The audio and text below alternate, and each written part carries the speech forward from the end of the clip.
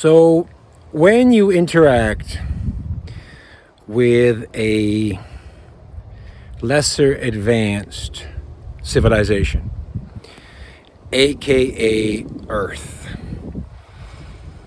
i.e., you are coming from a different solar system, perhaps a different galaxy, and you come to Earth and you start to interact with the local culture, with certain groups of people, with officials, with the military. You're never going to introduce all the details of yourself because it may not be something that they will understand. So one way to get around that is to simplify, right? As an adult, and you're talking to a 6-year-old child, you're not going to go into the same detail as you would to a young adult. But you're still going to convey the message. You're still going to convey the passion, the care, the instrument of knowledge, right? But you're going to simplify it. And why is this important when we talk about star cultures? It's important because many star cultures have come here and they have introduced themselves. And for whatever reasons, human beings and the soothsayers and the UFOologists, they have latched on to these simplified introductions, right? Because that's something they could understand, and that's something that was offered to them. And in some cases, those star cultures are gone. They were here 50 years ago, and they left. And new cultures came in. And the first thing that a star culture is going to say, you know, so these guys are leaving, and on their way out, they pass by the new group. Say here, when you speak to the Earthlings, don't say this, don't say this, don't say this. When you introduce yourself, simplify it. You got to remember, 50 years ago, 40 years ago, you know, we didn't understand interstellar travel as well as we do today. We don't understand it today very well. But we've watched quite a few movies now. But in the 60s and 70s, no one knew about any habitable planets outside of our solar system. In fact, they were denied. When I started talking about star cultures, stellar cultures, back 16 years ago, even at that time, the habitable planet theory was widely panned, disregarded, and shut down all the time. And I came out, I wrote articles, and I published blogs, and I said, listen, you know, there's so many trillions of stars, and if each star, you know, or every other star had a planet, there's got to be billions of habitable planets. And people called me names. That's 16 years ago. Fast forward, now scientists and astrophysicists have come to an arrangement, an agreement that there are habitable planets. But during the peak of the ufology movement, remember the peak of the UFO movement is 40 years ago. You know, 50 years ago, 60 years ago, we didn't have this knowledge of habitable planets. People were talking about alien ships, starships, spaceships, flying saucers, and they were coming from various places, right? The Pleiades, Arcturus, right? Lyra, the Orion Gate. Those started to enter into the vernacular. Right now there's this talk about the blue avians. And that's attributed to a lot of Corey Good's work, the blue avians. But, you know, my view is always different than most people's view. And that's because I have been in contact with various interstellar races since I was 3 years old. 3 years old, I've been interacting with these people. And I've met quite a number of them. And that's what inspired, you know, my website, Stellar Culture, because it's not about these advanced ships or strange-looking people or star beings. They have a culture, they have a star culture, and they're very different. And each culture is different. So there's the, you know, the non-human looking, and then there's the human looking. The human looking come from habitable planets with human looking people. Or we could say, and my theory is, and my theory is that Earth was populated by settlers from another star system, from other planets. They came here and they settled. Kind of an interstellar immigration. Now we do that, we understand that between continents, right? My parents came from Europe and they went on a boat and they started a family in the United States, for example. We can accept that. My parents came from Chile. My parents are Polynesian and we settled in Toronto. We can accept this migration from continent or nation to nation, continent to continent, right? Across a ship. My view is a little bigger. I say there's been migration from a planet to this planet. In fact, the diaspora on Earth is largely comprised of these interplanetary settlers. So that we could say, you know, and I've said this before, there's a planet with Chinese looking people. And there's a planet with, let's say, Sri Lankan people. And there's a planet, you know, Germanic, Italian.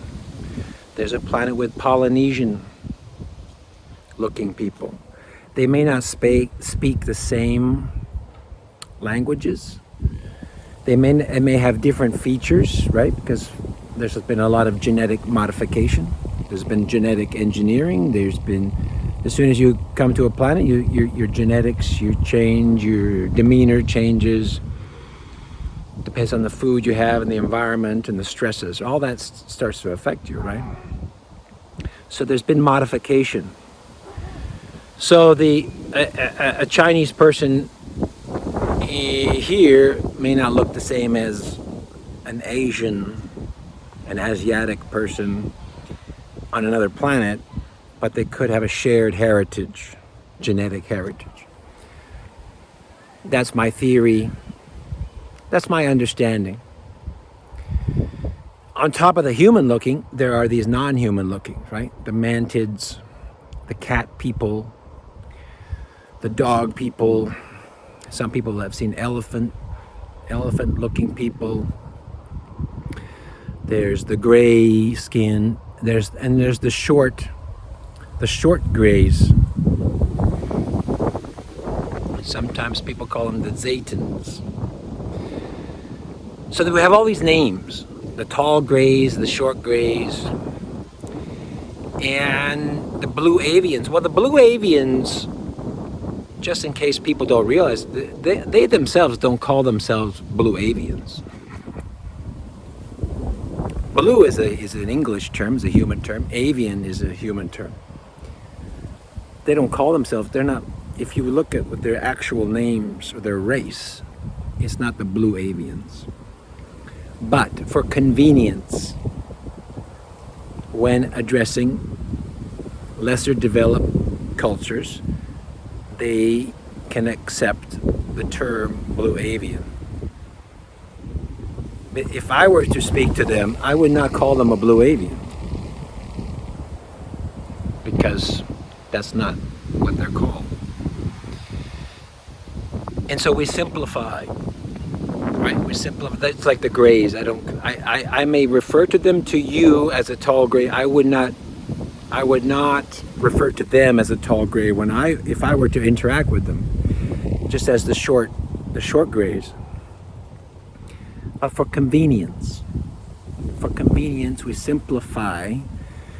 So it may have been the case that some people came through the Pleiadian star system, and when they came here, they said, "Where are you from?" Well, I said, "We're not going to tell you. We can't tell them exactly where we're from. Let's just say we came through this constellation, this group of stars, the Pleiadian star system." And then people start to say, "Oh, okay, they're the Pleiades. The Pleiades, they're the people from the Pleiades." And then somebody else says, "Well, why don't we just call them Pleiadians?" And then, but they didn't come from the Pleiades. Not necessarily. Just like Arcturus, there's this group called the Arcturians. And Arcturus is a star. It's a giant star, like a sun. According to astrophysics, it's a sun, it's a star. So people don't generally come from the sun because it's really hot. But people refer to themselves as Arcturian. Well, you don't come from the sun. Just like we have a sun, a solar system. We're not Solarians. But if I went to a different planet in an advanced ship and I landed, and I said, "Hey, where are you from?" "I am from Solar." And the people would say, "He is Solarian." Because if I get to the details, I'm from a planet called Earth. Earth has got a lot of war, and there's Canada, and there's Germany, and there's Italy, and there's Japan, and there's Hawaii. They're gonna get confused. I don't want to know all that. So I just say, I'm a Solarian. Because I also know that they're never gonna come to Earth. You guys are not too advanced. By the time you get to Earth, well, it'll be thousands of years. I'll be long gone. I'm a Solarian. So the legend goes, the Solarians, right? If I ever travel on a ship and I go to a different planet, I'm going to say I am a Solarian. And you're going to come later, 100 years later, say, we met the Solarians. And then people say, I am a descendant of the Solarian, right? If you sleep with some of the girls, I am a child of the Solarians. But it's not true, because I'm not a Solarian, right? If you ask me, I'm a Canadian, but I'm not even Canadian, because Canadians come from all over the world, right? And even that's incorrect, because genetically I could have different genes, right? I could be 25% indigenous, I could be 70% Mediterranean, I could be 30% Polynesian. Who knows? I could call myself Canadian, American. So we live in this simplified reality, but the problem is people start to believe this stuff. So people call themselves, I am a Pleiadian, I am an Arcturian, right? I speak to the blue avian. But we have to remind ourselves that this is all just a charade. It's a charade. Don't believe it. Don't believe any of this stuff. Because the origination, it started with a lie, a simplification for sake of convenience. That's the problem. The other issue is the military was speaking to these people, and these guys came from the Pleiades, and they said, well, we'll call them the Pleiadian group, and we'll call them the Arcturian group, and we'll call those the Grey, and those the Nordics. And the military and the intelligence agency said, well, we need to destroy the UFO group. So why don't we create some fake aliens, right? Let's go out there. So they dress up, they go undercover, and they say, I am a Pleiadian. The MyLab people, they abduct people and they brainwash them. You are a Pleiadian, you are an Arcturian, right? You are a Lyran, whatever.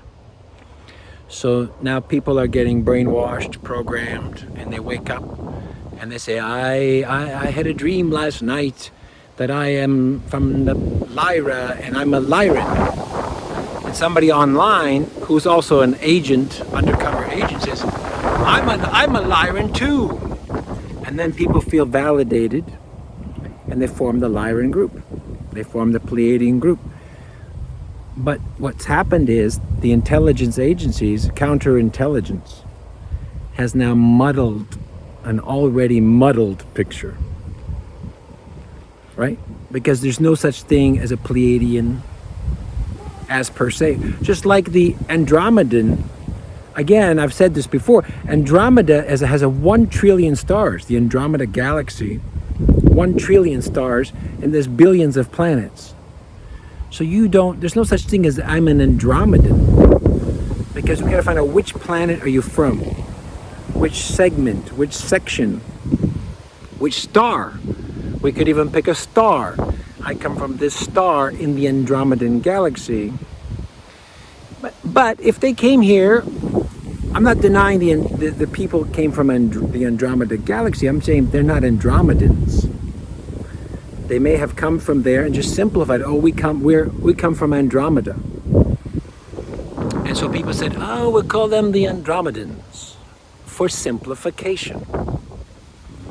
If we found out their actual race, it would probably be different races from other galaxies.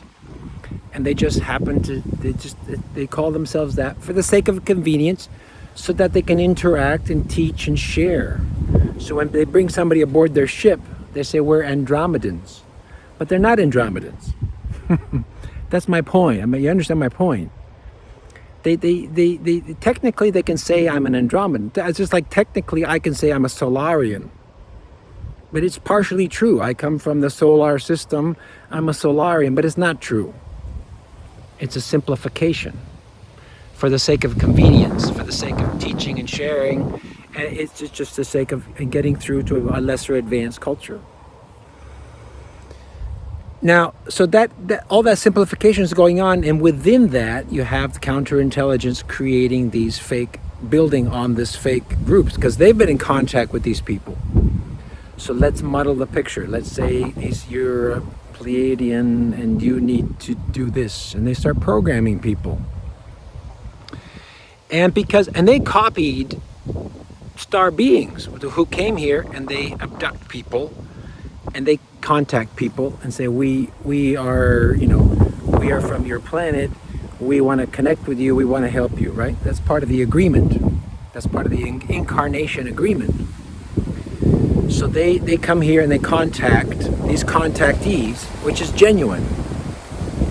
Counterintel comes on top of that and they start muddling the picture, right? Because they don't want people waking up. They want people believing that they're Pleiadians rather than understanding that they might have a different heritage, right? They might have different characteristics.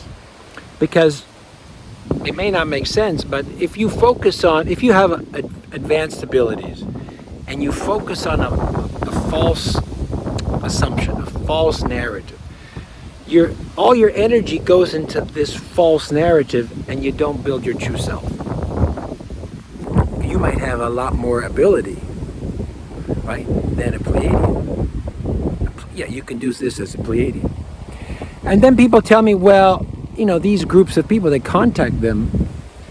Well, Counterintel in my lab, they have psychics. They're trained. They're trained to contact people by thought. They use magic. They use technology. They contact people and they tell them things. And so people, without being able to discern, they think I'm being contacted by an advanced race. But it could be some dweeb in a military installation under a mountain somewhere.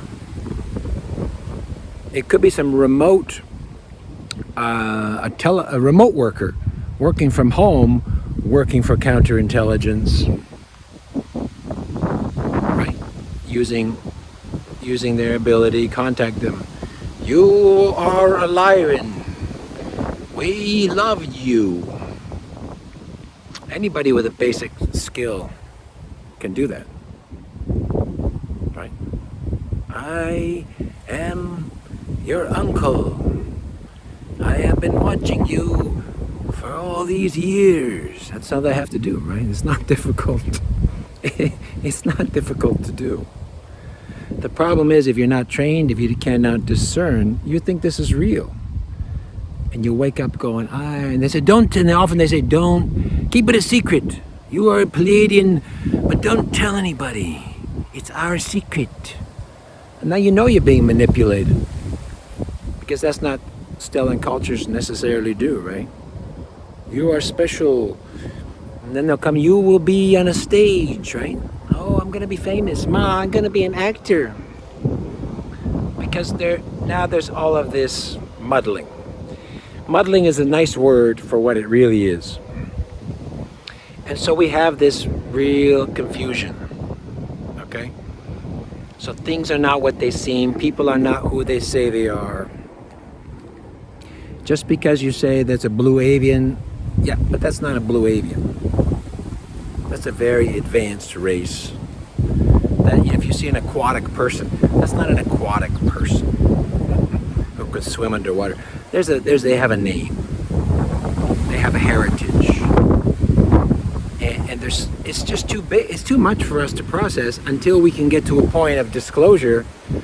Then we can start to figure out, well, okay, once we get to accept the fact that there's habitable planets, we can accept the fact that there are advanced ships and there are advanced people, and you can understand your heritage. And then we can get to, what planet are you from? And then we can get to the pictures. This is me vacationing in the Andromeda Galaxy.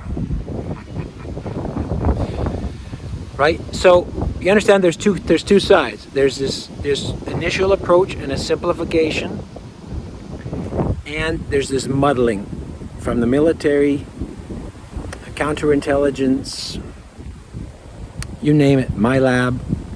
And these guys are very smart. They're very good. They have people out there who say they're Pleiadians, and they're actually undercover intelligence, or they're Arcturian, and they're out there stoking the fire. Don't listen to Paris. He doesn't know what he's talking about. I met these people. It's just not true. Now, the hope is when we do when we do get through some of this muddling, when you talk about a person, where are they from? Yeah. Where are they actually from? What do they actually want besides love and compassion?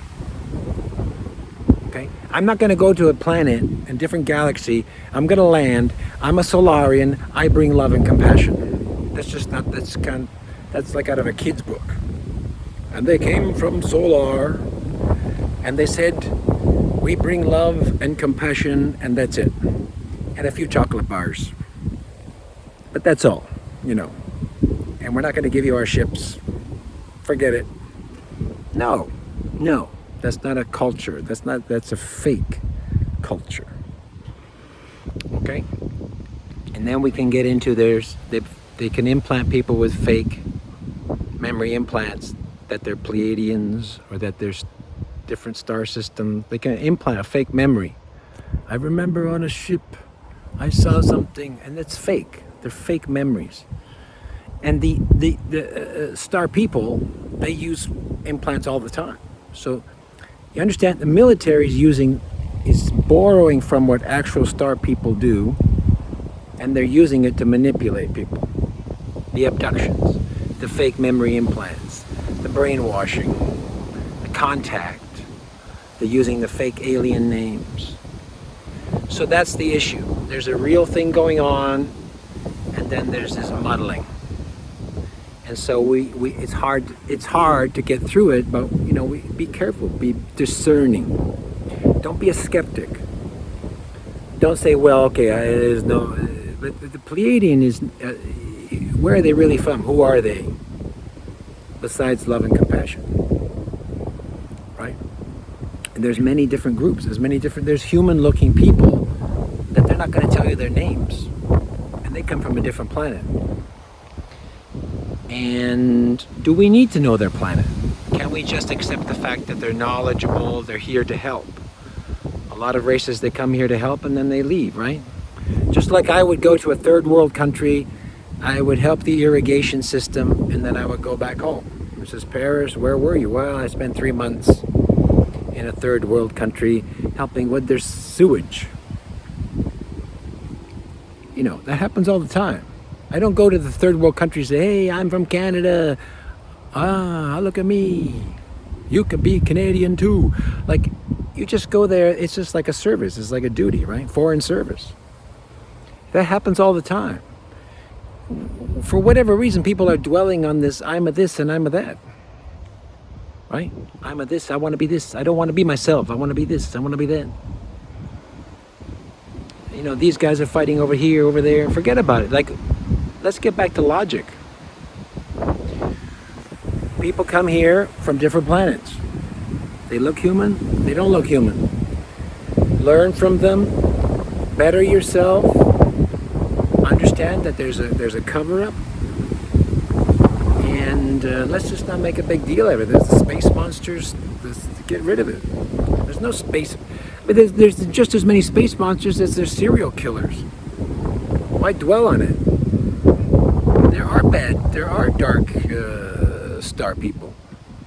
There are dark people, but that's not the majority, right? They don't come here to take our genetics. Again, because there are multiple millions of planets that have human-looking people. This is not the last place for their genetics, which is another false narrative. Okay? Be careful of these false narratives.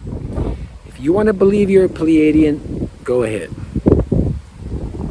But I don't believe those things. I mean, you can believe whatever you want. You can believe you're a banana on 2 legs. I don't care, right?